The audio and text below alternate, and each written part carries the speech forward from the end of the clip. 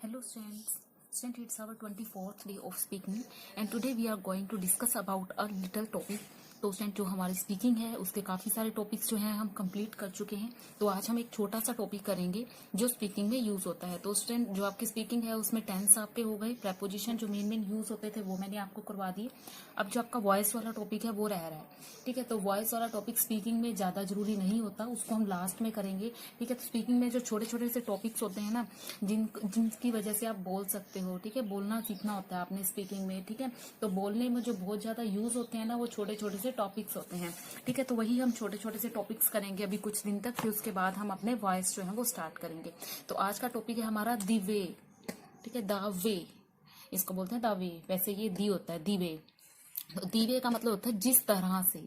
ठीक है, जैसे हम कुछ कहते हैं ना, उसके बोलने का तरीका मोहित करता है, उसका पढ़ाने का तरीका मोहित करता है। जिस तरह से वह पढ़ाती है बहुत अच्छी लगती है, जिस तरह से वो हंसती है बहुत अच्छी लगती है, वह कैसे पढ़ाती है मुझे अच्छा लगता है। तो इस तरह के सारे टॉपिक, वह कैसे गाती है मुझे अच्छा लगता है, उसका गाना मुझे अच्छा लगता है, उसका चलना मुझे अच्छा लगता है, इस तरह का जो भी टॉपिक होता है उसमें हम यूज करते हैं दी वे।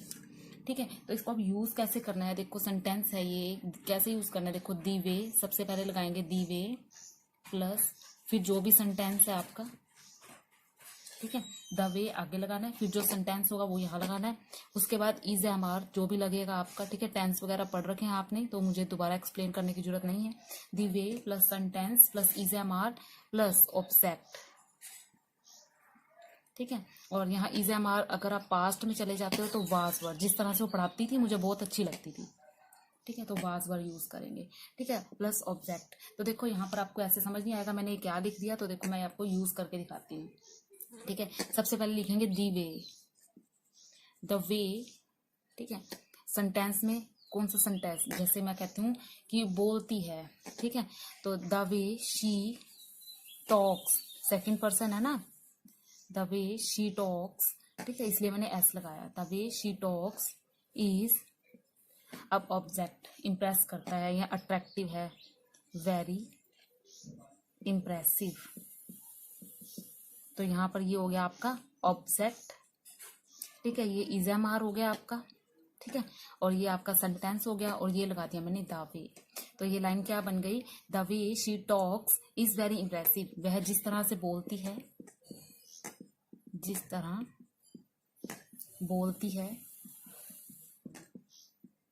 मोहित करती है। इम्प्रेसिव यानी मोहित करती। ठीक है, तो वो जिस तरह से पढ़ाती है, the way she teach is very attractive, बहुत आकर्षित है। ठीक है, जिस तरह से वो पढ़ाती है बहुत अट्रैक्शन करती है, हमें मोहित कर देती है। ठीक है, तो एक तो ये हो गया आपका। ठीक है, इससे आप काफी सारे सेंटेंस बना सकते हो। वह जिस तरह से खेलती है बहुत अच्छी लगती है, वह जिस तरह से काम करवाती है बहुत पसंद आता है। ठीक है, तो ये आपका एक सेंटेंस बन गया student, the way plus sentence plus is am are plus object. ठीक है, तो यहाँ पर आप एक और भी बना सकते हो पिछला। ठीक है, वह जिस तरह से बोलती थी मोहित करती थी। ठीक है, बोलती थी, यहाँ इसकी जगह क्या आ जाएगा, the way she was, the way she talks was very attractive. तो यहाँ पे मैंने वाज वाला भी आपको करवा दिया। ठीक है स्टूडेंट, तो ये आ गया आपका एक टेंस। ठीक है, एक सेंटेंस जो है मैंने यहाँ पर बना दिया, इसको नोट कर लेना स्टूडेंट, इसका मैंने एग्जाम्पल भी ले दिया। ठीक है, और इसको हम किस तरह से, द वे को और किस तरह से हम यूज कर सकते हैं वो भी मैं आपको बताती हूँ। ठीक है, तो देखो और किस तरह से यूज किया जा सकता है। वाज वर यहीं लिख देती हूँ मैं आपको, वाज वर प्लस ऑब्जेक्ट। ठीक है, एक सेंटेंस हमारा ये कंप्लीट हो गया। अब देखो एक आप इस तरह से यूज कर सकते हो, पहले तो सेंटेंस रख लो, पहले सेंटेंस रख लो, फिर द वे बीच में लगा लो, द वे फिर से सेंटेंस। ठीक है, देखो इसमें क्या होगा, इसमें पहले सेंटेंस। ठीक है, मुझे अच्छा लगता है, वह जैसे पढ़ाती है मुझे अच्छा लगता है। ठीक है, तो दो सेंटेंस हो गए ना, वह जैसे पढ़ाती है मुझे अच्छा लगता है। ठीक है, तो देखो यहाँ पढ़ाती है और अच्छा लगता है, दो सेंटेंस हो गए। तो आगे और पीछे सेंटेंस रखेंगे, बीच में रखेंगे द वे। ठीक है, फॉर एग्जाम्पल आई लाइक, ये एक सेंटेंस हो गया। ठीक है। आई लाइक द वे, बीच में आता है तो दी छोटा हो जाएगा ना। आई लाइक द वे, अब अगला सेंटेंस शी टीचेस। ठीक है, तो इस तरह से भी आप यूज कर सकते हो। ठीक है, इसकी जगह और example, I like the way she teaches, जैसे वो पढ़ाती है, जिस तरह से वो पढ़ाती है मुझे अच्छी लगती है। ठीक है, या फिर इसकी जगह एक और सेंटेंस देखो, यहाँ हिंदी लिख देती हूँ मैं पहले इसकी, वह जैसे पढ़ाती है मुझे अच्छी लगती है।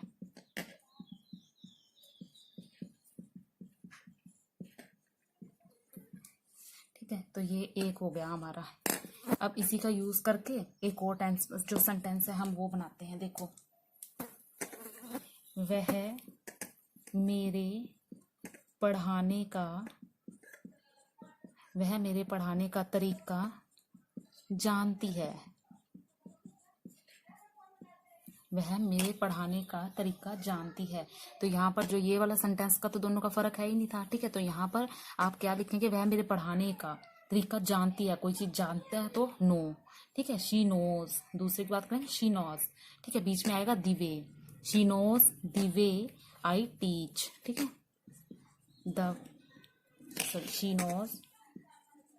She knows the way I teach. ठीक है, वह मेरे पढ़ाने का तरीका जानती है। अगर वह मेरे गुस्से को जानती है, she knows the way I anger, जैसे मैं जिस तरह से मैं गुस्सा करता हूँ या मैं जो गुस्सा करता हूँ मेरे गुस्से को वो अच्छे से जानती है। ठीक है, मैं उसके पढ़ाने का तरीका अच्छे से जानता हूँ तो आगे आ जाएगा। ठीक है, I know the way she, यहाँ पे नोज की जगह नो आ जाएगा, शी टीच की जगह या फिर पढ़ाती है टीच का टीच बन जाएगा, टीचेस। ठीक है, I know the way she teaches. I hope आपको ये अच्छे से क्लियर हो गया होगा। ठीक है, तो एक और मैं आपको ट्राई के लिए देती हूँ, तो उसके बाद आपने इनको ट्राई करनी है, इनकी एक्सरसाइज ट्राई करनी है। ठीक है, उसके बाद हम अगला टॉपिक पढ़ेंगे अगले डे में। एक और इस तरह से देखो, एक सेंटेंस और बन सकता है ऐसा छोटा सा, ये दोनों पहले अंडरलाइन करो, इनको लिख लो अपनी कॉपी पे। ठीक है, देखो एक और बनता है ऐसा, देखो मैं हिंदी में लिखती हूँ, मैं कोई भी नाम ले लो, मैं रिया की तरह बोलना चाहती हूँ।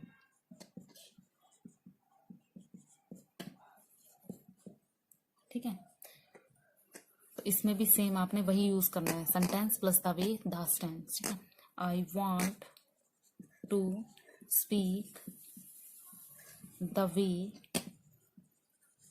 रिया स्पीक्स। ठीक है, मैं रिया की तरह पढ़ाना चाहती हूँ, तो क्या लिखेंगे, I want to teach the way Riya teaches. ठीक है, मैं उसकी तरह खेलना चाहता हूँ, मैं उसकी तरह बोलना चाहता हूँ, तो वहां पर भी आपने ये यूज करना है। तो कुल मिला के आपने आज ये 2 सेंटेंस जो है वो सीखे, और इनको कहाँ यूज करते हैं वो मैं आपको ऑलरेडी बता चुकी हूँ। ठीक है, तो आपने अब इनकी ट्राई करनी है, प्रैक्टिस सेट ट्राई करके देखने हैं खुद से। ठीक है, और ये डेली लाइफ में आप कहाँ कहाँ यूज करते हो वो भी आपने जो है वो इसको स्पीक कर करके देखना है। ठीक है, काफी सारा यूज होता है स्टूडेंट इसका, जो ये हमने 2 सेंटेंस पढ़े ना, ये बहुत ज्यादा यूजेबल सेंटेंसेस हैं। ठीक है, काफी ज्यादा यूजेबल है, तो इनको अंडरलाइन कर लो। यहाँ से इसको मिटा देती हूँ मैं, इसका स्क्रीनशॉट लेना हो तो इसका स्क्रीनशॉट ले लो, ये दोनों सेंटेंस बहुत ज्यादा आवश्यक हैं। ठीक है, तो अगले टॉपिक में हम अगला जो है अगले लेक्चर में अगला टॉपिक करेंगे। Thank you.